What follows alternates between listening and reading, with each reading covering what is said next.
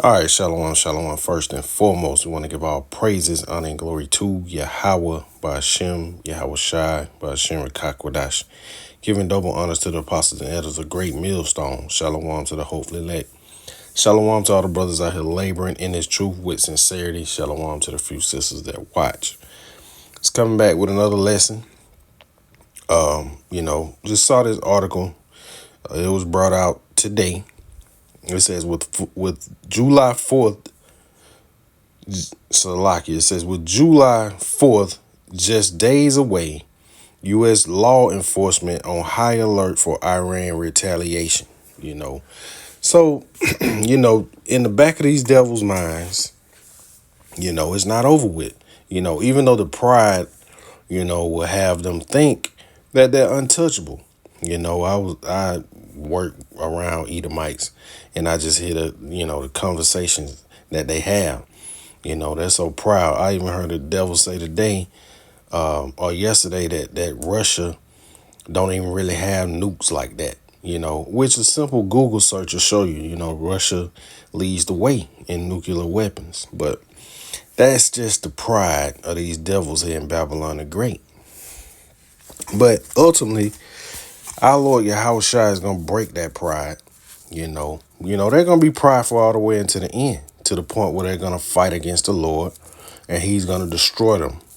So World War III is around the corner, but we know the MOTB, which is the RFID microchip, must be implemented first. But just going into the pride of these devils, and how the Lord is going to humble them and basically destroy them off the face of the earth. So it said, we would be foolish to assume they're not plotting revenge, one expert says. They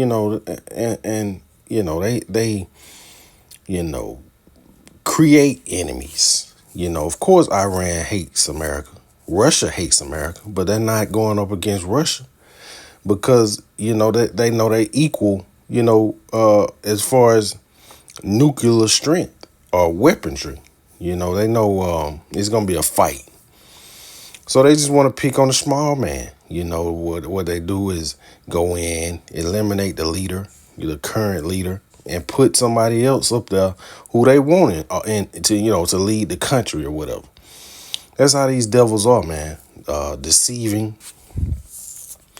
But we weren't gonna really get into the article, man. We're just gonna get into some scriptures. But just these devils are scared, man. That's the topic of conversation now. When I see some Edomites, that's what they talking about. But they have every right to be scared, man. So let's get into some scriptures. So we'll just start out in the book of Amos, chapter 9. And this is the book of Amos, chapter 9. It says God's judgment unavoidable. So it don't matter what they do, the Lord is going to bring that judgment. And these devils claim to read the Bible, but they often skip over the things that they don't understand, or their pride will not let them understand. They would never think that the Lord was talking about destroying America. They still say, God bless America. Trump said it the other day, God bless the troops in America. God has indignation against America. And we just going to read about it. This is the book of Amos, chapter 9 and verse 1. It says, I saw the Lord standing upon the altar, and he said, smite the lintel of the door, that the post may shake, and cut them in the head. And cut them in the head, all of them. So the Lord said, smite the lintel of the door. The Lord is basically going to kick the door in. He's smiting the lintel of the door. He's going to kick the door in on these Edomites, man. Matter of fact, let's get it in the NLT. And, the Lord going to pull a kick though, man. It says, then I saw the vision of the Lord standing beside the altar. He said, strike the tops of the temple columns so that the foundation will shake. So the Lord is basically gonna kick the door in on these Edomites, man. They ain't gonna know what happened. Just like a SWAT team, bust the door down, and Jake in the inside, when that door busts down, they don't know what to do. That's how the Lord is coming here in Babylon the Great. The Lord says, smite the lintel. Let's see. The lintel of the door, if I'm not mistaken, is like the knob of the door. Let's see. They got knob. Hold on. So like, yeah. Bulb, knob, capital of a pillar, knob, bulb, capital. So the Lord is going to kick the door in, man. The Lord is going to kick the door in on Babylon the Great. And these devils are going to be caught off guard.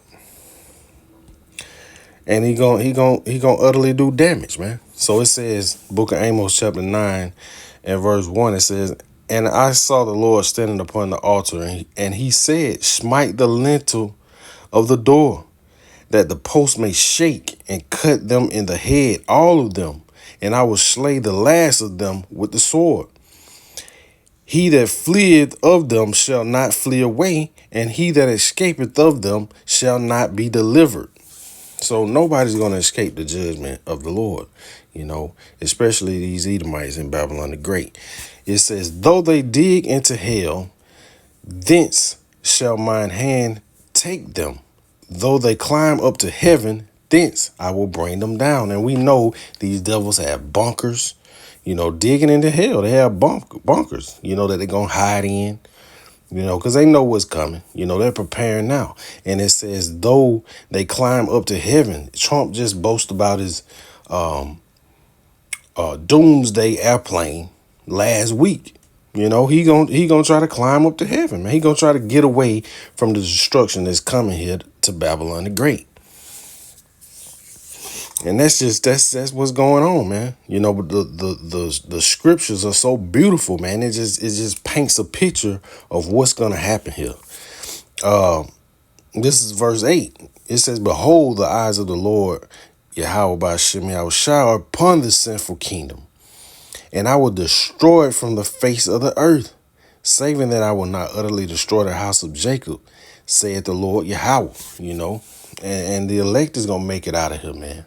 The Lord is watching this place, and things are playing out. We're watching, seeing where prophecy is going, seeing what's next to come, and we just patiently waiting for that MOTB, man. And we know that's these devils playing. Apostle Hall just put a video out earlier, saying RFK, wants to, CHIP everybody. And we know that's coming, man. Why? Because the Lord said so. Book of Revelation, chapter 13, verse 16, it's coming. So, so we'll jump back up. As you see, it says, though they dig into hell, thence thence shall my hand take them. Though they climb up to heaven, thence I will bring them down. So let's go to the book of Revelation, chapter 6, and the same thing is spoken of in the book of Revelation, And like I say, that's the beautiful thing about these scriptures, man. They all correlate. Everything lines up, nowhere, like these Christians will have you think that the Old Testament is completely different from the New Testament, which is complete garbage, man. So we're going to read the same thing in the book of Revelation, about them digging to hell. So this is the book of Revelation, chapter 6 and verse 12. It says, And I beheld when he had opened the sixth seal, and lo, there was a great earthquake, and the sun became black as sackcloth of hair, and the moon became as blood. And this is going into the destruction, man. It says, and the stars of heaven fell unto the earth, going into those nuclear missiles or those ICBM missiles hitting, Babylon the Great. This is a vision that John the Revelator had. It says, and the stars of heaven fell into the earth, even as a fig tree casts her untimely figs when she is shaken of a mighty wind. And I actually went in and looked it up. Figs, when the wind blow, if they're not properly watered, a strong wind will cause them to violently shake off the tree. It says the wind will blow, the figs will stay in one spot, but the limbs will go the opposite way, but the figs won't move. But when the limbs come back to their natural place, that's when the figs fall. So, the Lord is likening these missiles to a fig tree. Verse 14, it says, and the heaven departed as a scroll when it is rolled together, and every mountain and island were moved out of their places. So let's get an example of that. This is speaking of the mushroom cloud that the nuclear weapons bring, and the force of the weapon, man. The scriptures are beautiful. So let's get into this. All this on you. Look this up on YouTube, and it gives a example of what's being talked about here in verse 14. It says, and the heaven departed as a scroll when it is rolled together, and every mountain and island were moved out of their places. So let's see. Intense updraft of hot air. Why do nuclear bombs make mushroom clouds? Let me explain. It's all about physics. As the bomb detonates, a massive amount of energy is released, creating an intense updraft of hot air. This rising air sucks in surrounding smoke and debris, creating that unforgettable sight we all see in cartoons. Beyond its strange and frightening beauty, the mushroom cloud serves as a visual reminder of the cataclysmic force.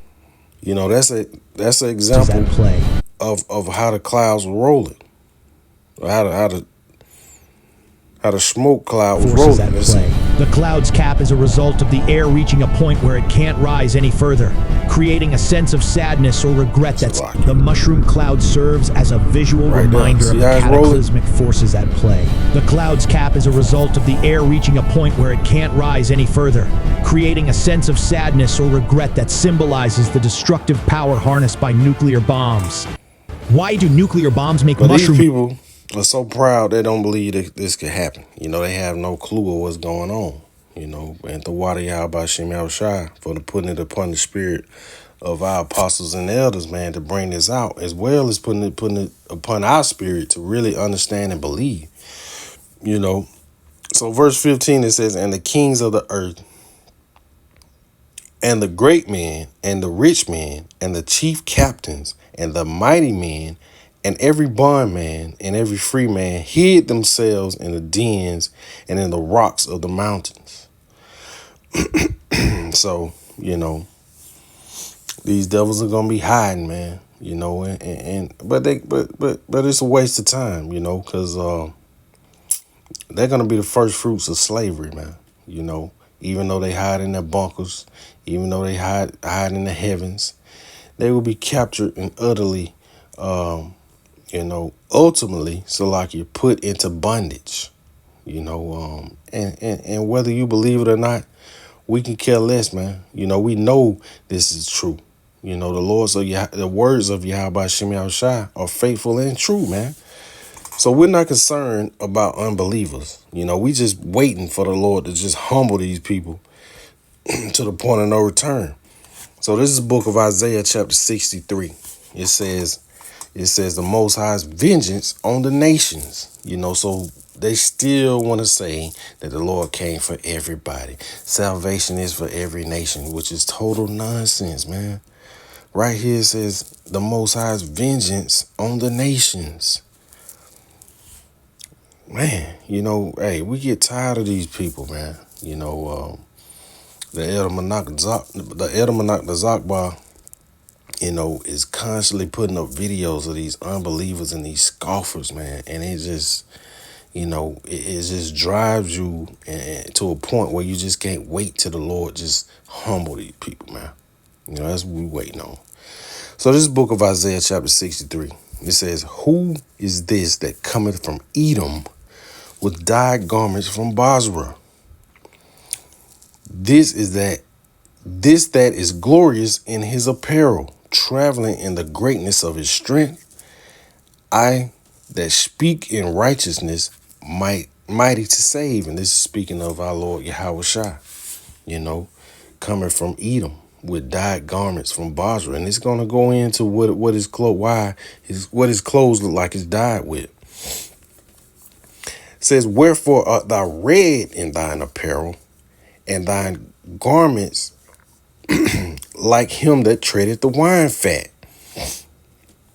So, you know, you go into a wine fat, which is the ancient times. That's where the blood of the wine, the blood of the grapes, you know, they would stomp the grapes in the wine press, and the blood of the grapes would run in the wine fat, which is like a big vault in the ground, so to speak, a bowl, like big bowl, you know, to catch the blood of the grapes. So this is likening the Lord into stomping grapes, you know. Verse 3, so like it says, I have trodden the wine press alone, and that's where they stomp the grapes, the wine press. Matter of fact, let's see, we can get a visual. Let's get a visual. Clouds. See if we can get a visual. Let's see.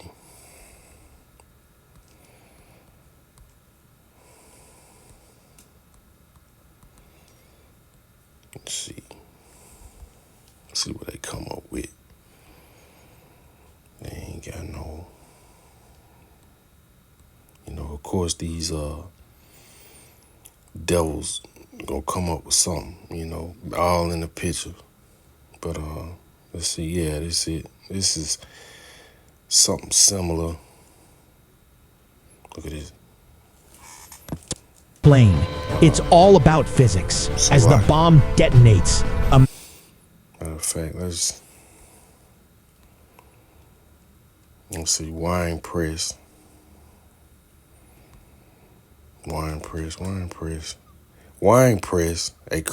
as crushing the grapes.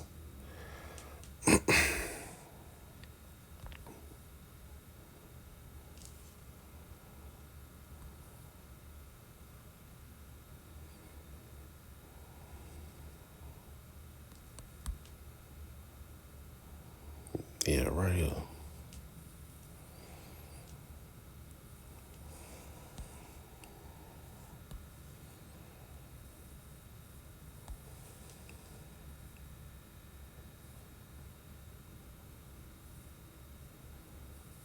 For the acute treatment of migraine with or without aura in Always gotta adults, eat commercials, man. Nurtec ODT can provide relief in 2 It's a hours, long which can one at last up to that. 2 days. It's a lucky. But yeah, this is it. You know, this is where the this is the wine fat right here. You know, and it's like an upper part, like okay, yeah, right here, Salakia. The top part, as you can see, you know, the men are stomping the grapes. That's the wine press, and then it runs down into this hole in the ground, and that's the wine fat. You know, that's where the wine fat or the blood is collected right there. You know, so that's the press, and that's the fat. So let's go back to the scriptures, since we got a clear visual of you know, what the Lord is saying.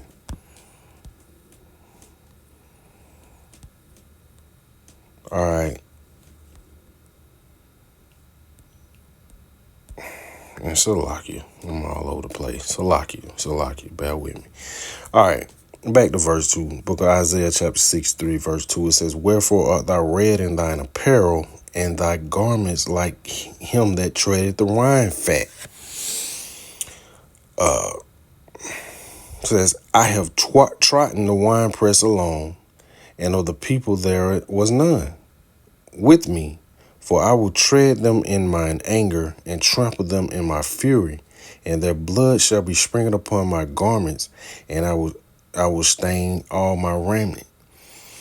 So let's go into this word wine fat.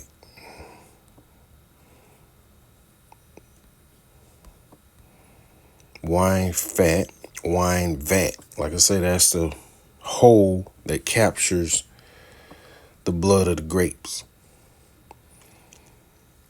And this is not speaking literally. We know the Lord is coming back to just utterly waste this place, via our Lord Yahweh Shai, and the angels. But will they have actual blood on their garments? Will the Lord have blood on his garments? Of course not. The Lord is so powerful. It's not gonna be a thing to him, man.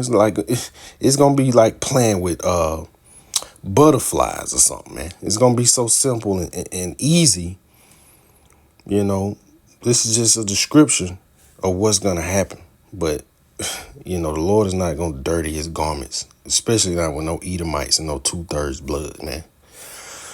So this is verse 4. It says, for the day of vengeance is in mine heart, and the year of my redeemed is come.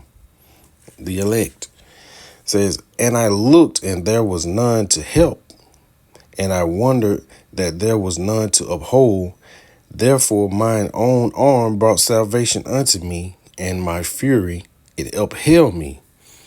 Verse 6, it says, and I will tread down the people in mine anger, and make them drunk in my fury, and I will bring down their strength to the earth. So you Edomites are done, man. And the rest of you nations, y'all done. So when a lot of these Christians, want to be caping for Esau, the so-called white man, don't forget about the rest of these nations too, man. They gonna get it also. So, this was just a quick lesson through the spirit and power of Yahweh Hashem Yahweh Shai. Lord willing, it was edifying. Salaki for being all over the place. But with that being said, we want to constantly give our praises, honor, and glory to Yahweh, by Hashem, Yahweh Shai, by Hashem Rakakwadash. Shalom.